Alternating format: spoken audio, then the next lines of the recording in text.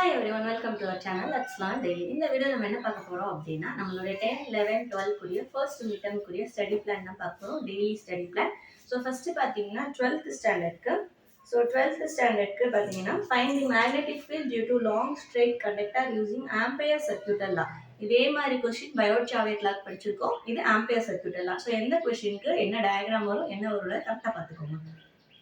Discuss the working of cyclotron in detail. So இது ரொம்ப முக்கியமான கொஸ்டின். இதில் ஏதாவது டவுட் வந்து நம்ம ஆல்ரெடி வீடியோ போட்டிருக்கோம், அதை செக் பண்ணி பார்த்துக்கோங்க.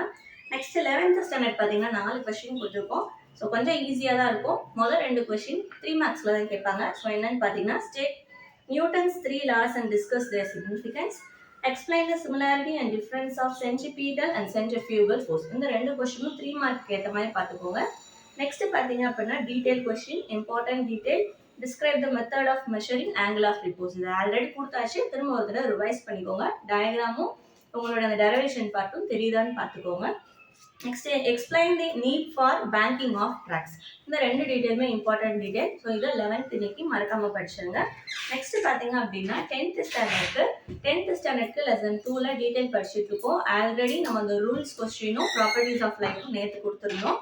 இன்னைக்கு மயோபியா அண்ட் ஹைப்பர் மெட்ரோபியா கூடிய டிஃப்ரென்ஸ் இதை மட்டும் படிச்சுக்கோங்க. ஏன்னா காம்பவுண்ட் மைக்ரோஸ்கோப் அடுத்து இருக்கும், அது வந்து தனியாக டீட்டெயிலில் கேட்குற கொஸ்டின். ஸோ அதை இதோட மிங்கிள் பண்ண வேண்டாம்.